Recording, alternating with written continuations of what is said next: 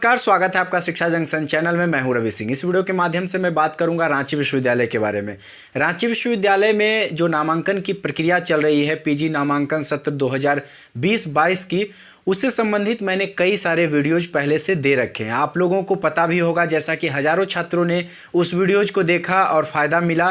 कई सारे बच्चे उसमें कमेंट्स भी किए थे, जिसका मैं रिप्लाई दिया। कई लोगों का समस्या का समाधान कर पाया मैं, लेकिन कई सारे प्रश्न निकल कर और आ रहे हैं। तो मैं सोचा कि क्यों ना एक ऐसे व्यक्ति को जोड़ा जाए इस वीडियो के माध्यम से, जो कि छात्रों के हित की बात करते हैं और छात्रों के हित के लिए लगातार विश्वविद्यालय उनका जाना आना रहता है। छात्र ही हित ही उनका कर्म है। तो ऐसे ही एक व्यक्ति के साथ मैं आज इस वीडियो में आया हूँ। उनका परिचय भी आगे करवाऊँगा, उनसे बातचीत होगी। आपको काफ़ी कुछ अच्छा लगेगा। वीडियो के अंत तक बने रहें और चैनल पर नए हैं अभी तक तो चैनल को पहले सब्सक्राइब कर लीजिए, क्योंकि इसी तरह की वीडियोज़ यहाँ पे आती रहती है। तो उनसे परिचय के पूर्व मैं ये बात करता हूँ कि जो चांसलर पोर्टल ओपन किया गया था 5 तारीख तक, इसके बारे में भी मैंने बताया था पिछले वीडियो में।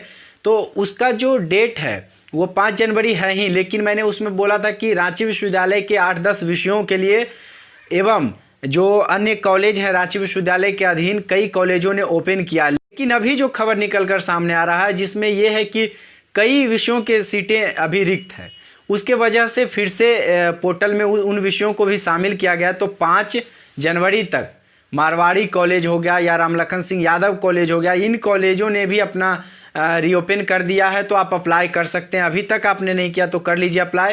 तो चलिए बातचीत को आगे बढ़ाते हुए मैं पहले उनका परिचय करवाना चाहूँगा, जो आपके कई सारे प्रश्नों के उत्तर आपको देंगे। तो चलिए, सबसे पहले इनका नाम हो गया सौरभ बोस जी, और ये सौरभ बोस जी पूर्व सचिव रह चुके हैं रांची विश्वविद्यालय छात्र संघ के, पूर्व अध्यक्ष रह चुके हैं डोरंडा कॉलेज छात्र संघ के पूर्व अध्यक्ष रह चुके हैं, अखिल भारतीय विद्यार्थी परिषद पूर्व प्रदेश कार्यकारिणी रह चुके हैं। वर्तमान में इन्हें दायित्व अखिल भारतीय विद्यार्थी परिषद ने रांची विश्वविद्यालय संयोजक के रूप में दे रखा है। तो काफ़ी कम आयु में इनका काफ़ी अच्छा खासा पद पर ये रह चुके हैं और काफ़ी लंबा परिचय इनका है। तो चलिए सौरभ जी से बातचीत करेंगे। सौरभ जी समाज सेवा, सौरभ जी छात्र हित के लिए, छात्र सेवा के लिए रांची विश्वविद्यालय में किसी भी छात्र को कोई समस्या होती है तो सौरभ जी को मैंने देखा है कि ये छात्र के लिए तत्पर रहते हैं हमेशा। तो चलिए बातचीत आज करेंगे सौरभ जी से, क्या कुछ बात होता है। मैं फ़िलहाल रांची से बाहर हूँ, इसलिए ऑनलाइन माध्यम से मैंने बात किया है इनसे। तो कनेक्शन की वजह से कुछ ऊँच नीच हो तो उसके लिए आप मैनेज कीजिएगा, और उसके बाद कमेंट करके सौरभ जी को भी आप ज़रूर धन्यवाद बोलें। तो चलिए बातचीत करते हैं सौरभ जी से।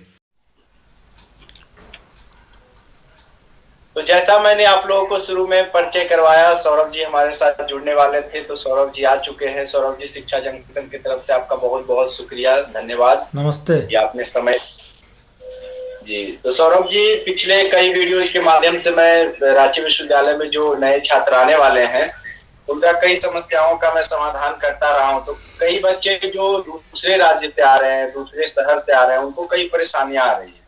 तो उनके प्रश्नों को मैं लेकर आया हूं, और मुझे उम्मीद है कि जिस तरह से आप पूर्व से छात्रों का मदद करते आए हैं रांची विश्वविद्यालय से लेकर और भी कई जो महाविद्यालय रांची विश्वविद्यालय के उसके अंतर्गत, तो आप आज भी कुछ समस्याओं का हल कर पाएंगे हमारे साथ जुड़कर। जी।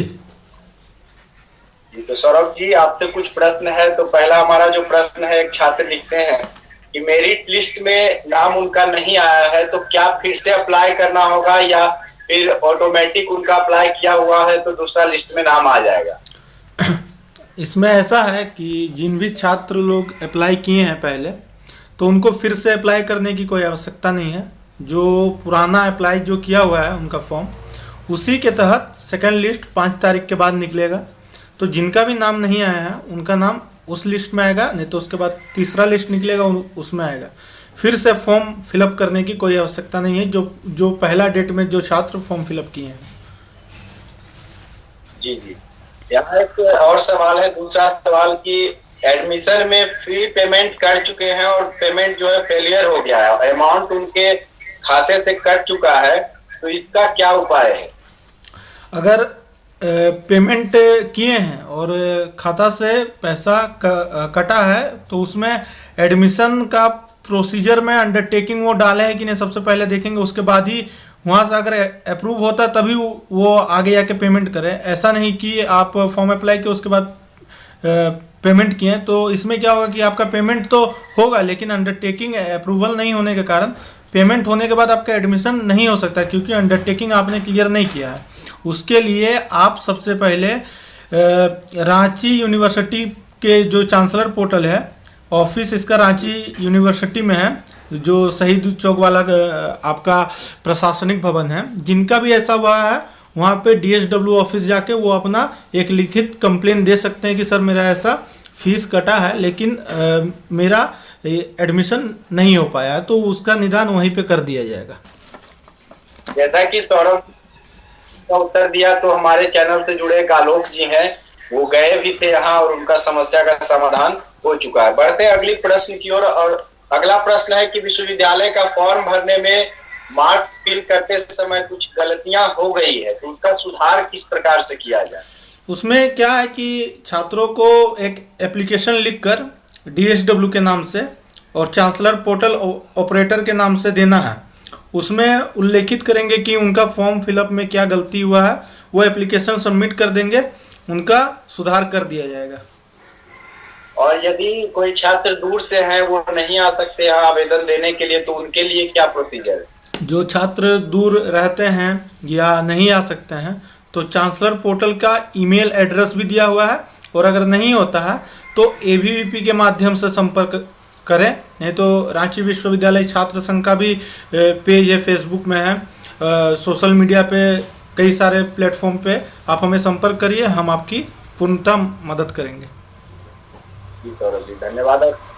सौरभ जी की क्या सभी विषयों के लिए पोर्टल खुल चुका है या फिर कुछ विषयों के लिए खुला है? सभी टोटल जितना भी सब्जेक्ट है, MA का, MSc का, MCOM का, सभी तरह के या वोकेशनल हो, सभी तरह के विषयों के लिए पोर्टल खोल दिया गया। 5 तारीख से 5 तारीख तक ये पूरा चलेगा। जी सौरभ जी, फिर है सौरभ जी की जिनका नामांकन हो गया है, डॉक्यूमेंट वेरिफिकेशन के लिए उन्हें फाइनल कब बुलाया जाएगा?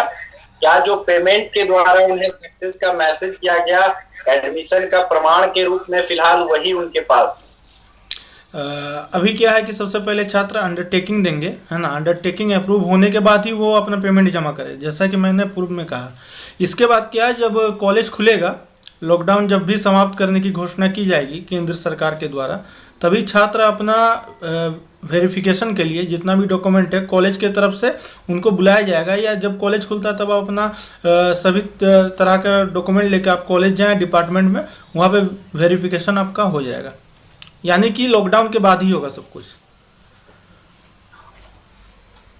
और एक प्रश्न है सौरभ, रांची विश्वविद्यालय डिपार्टमेंट में एडमिशन के लिए undertaking bye student and parents वाला जो फॉर्म ईमेल करके बोला गया था, बच्चों को उस मैसेज का रिप्लाई 4 दिन तक नहीं आया, तो क्या करें बच्चे, उसका थोड़ा बताइए।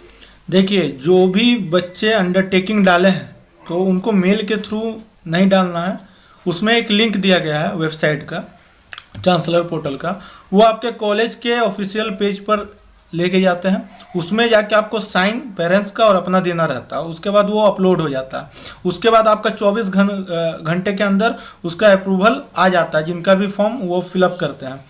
तो इसमें ऐसा नहीं है कि उनका 4 दिन बाद आएगा या 6 दिन बाद आएगा, ऐसा होता नहीं है। लेकिन अगर किसी छात्र के साथ ऐसा हुआ है तो विभिन्न कॉलेज के ABVP के द्वारा वो संपर्क कर सकते हैं। हर एक कॉलेज में ABVP की इकाई चलती है, नहीं होता है तो सोशल मीडिया प्लेटफॉर्म के जरिए छात्र संघ, नहीं तो ABVP प्लेटफॉर्म पर आप इसकी शिकायत करके हम लोग उसका निदान करेंगे। तो जैसा कि उम्मीद कि आप लोगों के कई प्रश्नों का समाधान कर पाए होंगे। सौरभ जी ऑफलाइन भी शुरू से ये सब करते रहे, छात्रों का मदद, काफी पदों पे सौरभ जी काफी कम उम्र में रह चुके हैं और फिलहाल भी हैं। शिक्षा जंक्शन से सौरभ जी जुड़े, इसके लिए सौरभ जी को बहुत बहुत धन्यवाद। आपका भी बहुत बहुत धन्यवाद रवि जी। आप जिस प्रकार से छात्र हित में लगातार अपना प्रयास जारी रखे हैं, आपसे यही मनोकामना है कि छात्र हित के लिए हमेशा आप अपना ये निरंतर जो आप प्रयास कर रहे हैं इसे जारी रखिए। ये एक छात्र कल्याण का भी एक माध्यम है। आपको भी बहुत बहुत शुभकामनाएं। हमारा प्रयास होता है कि खास करके रांची से दूर या झारखंड जो दूर के बच्चे हैं, गांव के बच्चे, ऑनलाइन माध्यम से हमारे चैनल से ज़्यादा जानकारी मिलता है। जी सौरभ जी बहुत बहुत धन्यवाद सौरभ जी, फिर मिलते हैं किसी एक मुद्दे के साथ। आपको भी बहुत बहुत धन्यवाद।